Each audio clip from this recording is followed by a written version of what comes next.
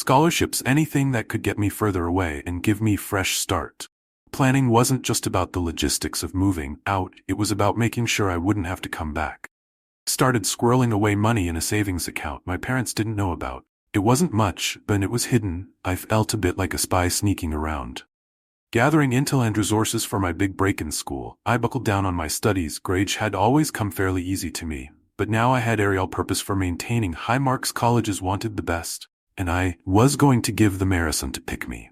I met with my school counselor, Mrs. Henley, who was a godsend. She helped me navigate the maze of college applications and financial aid forms. "You've got a bright future ahead of you," she'd say, and I clung to those words like a lifeline. I also started distancing myself from home life. I spent more time at the library or at friends' houses after school. Home was where the heartache was, and I couldn't have any more heartache. My parents noticed, I think, but they didn't do much about it. Their focus was as always on Stephen, whether it was high slates, school projectors, some minor accomplishment. He was their world, and I was just living in it. As my 18th birthday approached, I knew it was now or never. I had to make my move as soon as I was legally an adult. The thought was both terrifying and exhilarating. I had the plan all mapped out in my head. I pack up my things, say my goodbye or maybe not, and walk out that door into a new life. I didn't have a lot to take with me, which was both sad and a bit of relief. A couple of bags of clothes, some personal items, and my laptop. That was it. That was my life. In 2 duffel bags. It was almost laughable how little I had to show for my years at home, but it was enough. It had to be about a week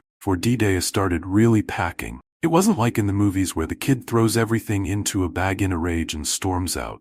I was methodical, making sure I had everything I needed, making sure I wouldn't have to come back for anything.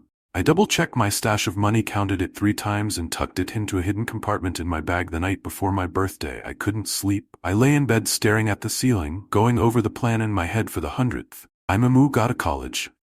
I appreciated we didn't go back inside. Instead, we talked about random stuff, anything but the disaster the day had turned into. Eventually, Mom came out, their face a mix of anger and worry. "Come back inside," she said. "Don't ruin your party over a silly cake." But it wasn't just about the cake, and it never had been. It was about every ignored wish, every second place finish in my own home. "I'm not going back," and I told her firmly. "I'm done being second best in my own life." Mom didn't understand, or maybe she didn't want to. She left soon after, and Mark's mom came to pick us up. The ride home was quiet, the kind of silence that's heavy, filled with things left unsaid. That night as I lay in bed, I made a decision. This was it. I needed out. Couldn't keep living in Stephen's shadow, celebrating his victories and mourning my losses in silence. I needed a plan, a way to carve out a space where I could be the priority, where my birthdays would be about me and my achievements wouldn't play second fiddle to anyone else's. So I started planning in earnest this time. My escape was no longer a distant dream, it was a necessity, and I was going to make it happen, no matter what. After the birthday disaster, I was more determined than ever to get out. Every day in that house felt like I was just taking up space, a placeholder until the next Stephen-related event. It was clear I needed to do something if I wanted any shot at a life where I was more than an afterthought. It started by getting more hours at the local grocery store where I'd been working part-time. The manager liked me well enough and was sympathetic when I explained I was saving up for college and needed any extra shifts I could get. Money was my ticket out, and I was going to earn every penny I needed to make my escape. Every shift I worked, every as I restocked, I was thinking about the future. It wasn't just about leaving, it was about building something new. I started looking at colleges.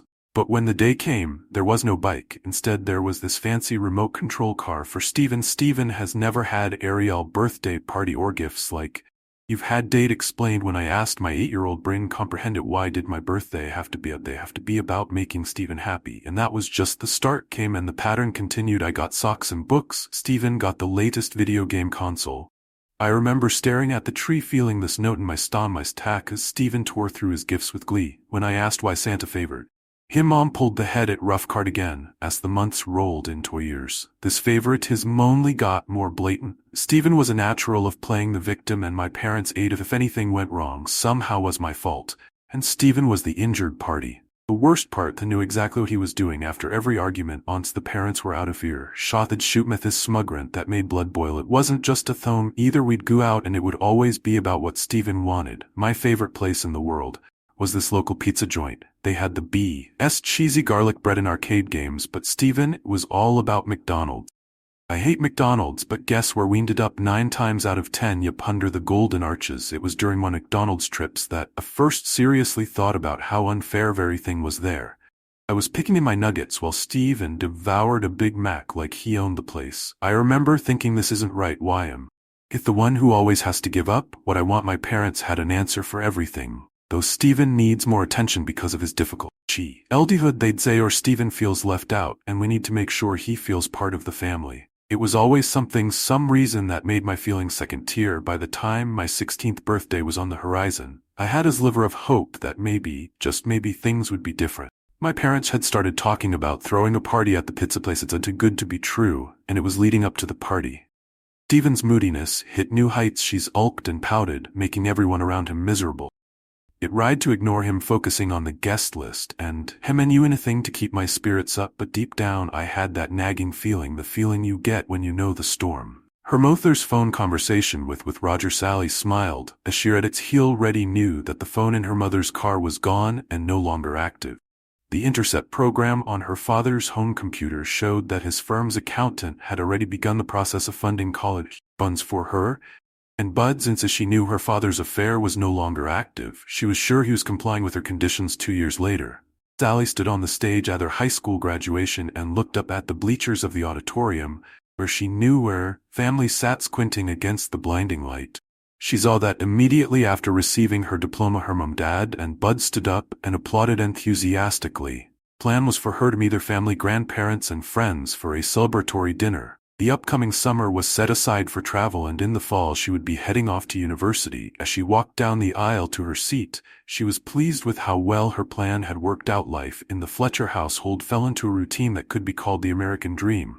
Her brother was in high school and was a successful baseball player. Her father coached his little league team until he made the little league team. Now he was to be a catcher on the first baseball team. Academically, he was holding up well with above average. His goal was to play college baseball and see where it would take him. He was smart enough to realize that it was important to get a full degree and expected to major in computer science. Sally was just happy. Constance had honored the arrangement. By all accounts, Constance and Bill were a happy, loving couple who supported their children.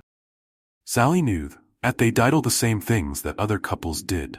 They went to parties, invited friends over to enjoy the pool and barbecues. Sally also knew that her parents had sex regularly. This was evidenced by the sounds she heard on the recording devices turned on throughout the house. Everything seemed to be working out just fine. 3 years later, Sally sat with her parents in the same hall to watch her younger brother graduate from high school. Sitting next to her was Jonathan Boom.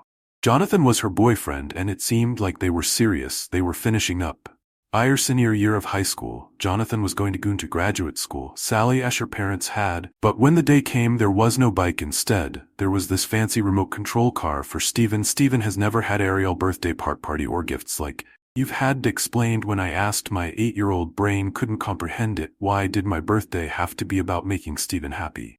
And that was just the start. Christmas came and the pattern continued. I got socks and books.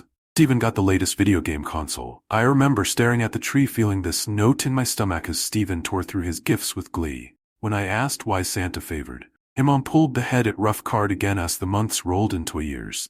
This favoritism only got more blatant. Steven was a natural of playing the victim, and my parents ate up if anything went wrong. Somehow was my fault, and Steven was the injured party. The worst part, knew exactly what he was doing. After every argument, once the parents were out of earshot, they'd shoot me this smugrant that made my blood boil. It wasn't just at home either. We'd go out, and it would always be about what Steven wanted. My favorite place in the world was this local pizza joint. They had the best cheesy garlic bread and arcade games, but Steven, it was all about McDonald's. I hate McDonald's, but guess where we ended up 9 times out of 10? Yep, under the Golden Arches. It was during one of these McDonald's trips that I first seriously thought about how unfair everything was there. I was picking in my nuggets while Steven devoured a Big Mac like he owned the place. I remember thinking, this isn't right. Why am I the one who always has to give up what I want? My parents had an answer for everything, though Steven needs more attention because of his difficult childhood, they'd say, or Steven feels left out and we need to make sure he feels part of the family. It was always some reason that made my feelings second tier. By the time my 16th birthday was on the horizon, I had a sliver of hope that maybe, just maybe, things would be different. My parents had started talking about throwing a party at the pizza place. It sounded too good to be true, and it was leading up to the party. Steven's moodiness hit new heights. She sulked and pouted, making everyone around him miserable. It tried to ignore him, focusing on the guest list, and Hemming you anything to keep my spirits up, but deep down I had that nagging feeling, the feeling you get when you know the storm is coming, but you hope me it'll pass you by. This time, spoiler alert, it didn't, so that's the scenes at Meekid, who just wanted to feel like he mattered to his own parents. And Stephen, the mastermind, always 2 steps ahead. It was our CP for disaster, and as my 16th birthday proved, disaster was exactly what was on the menus. The years dragged on, the dynamics in our house didn't get any better. If anything, it got worse. Stephen was growing into his role as the golden child, and I was, well, just there. It felt like I was just another piece of furniture, occasionally useful, mostly overlooked. Take any random Saturday, we'd all be sitting around deciding what to do. I'd throw out the idea of hitting the batting cages, or maybe catching a movie, something we could all enjoy, but now then dupe at some kiddie park. Because Stephen had a sudden urge to ride the merry-go-round, and it wasn't just that he wanted to go. It was that my parents thought these little excursions were crucial for building his self-esteem, or some other parenting buzzword. The favoritism wasn't subtle either. It was right there in your face every single day, like this one time I brought home atrophy from a school science fair. I was buzzing, couldn't wait to show Mom and Dad. I placed it proudly on the kitchen counter, waiting for them to come home. When they did, I got a quick "that's nice, buddy," followed by a half-hour rave about how Stephen had managed to score a goal in saucer practice. His goal wasn't even a game winner, it was just a goal during a regular practice session, but you would have thought they'd won the World Cup. The way they went about its truel were a minefield too. Both my parents would always make sure to attend every single one of events, events, school plays, parent-teacher conferences, you name it, but when it came to my events, it was always "we'll try to make it," which translated to "don't hold your breath." Most of the time they didn't show. I remember looking out into the audience during my solo at the school concert and seeing those chairs empty. Truly did. Then there were the holidays, which were supposed to be happy times. Right? Note in our house, Christmas was the worst. I remember one Christmas I had been eyeing this video game for months. I dropped enough hints that I might as well have take Newtaned in the newspaper. Come Christmas morning, I was like a coiled spring, ready to finally get my hands on that game. It tore through my gifts, but no game. Instead, I found clothes, some books, and a pair of socks. Classic. But Stephen got the game, the exact game. When I asked Mom why Stephen got the game, and not me, she just said, "Oh honey, you know how tough Stephen has it. We wanted to give him something special."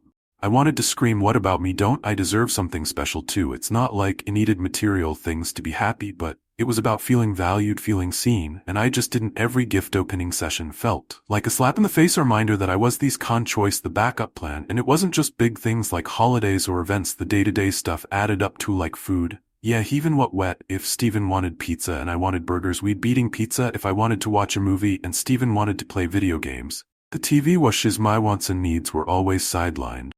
It was like living in a twisted version of that old saying, "What's mine is yours, and what's yours is yours." Their resentment built like layers of dust and old furniture. It was gradual, but undeniably started spending more time alone in my room, headphones on, trying to block out the unfairness of it all. I grew quieter at dinner, spoke less about my day, my achievements.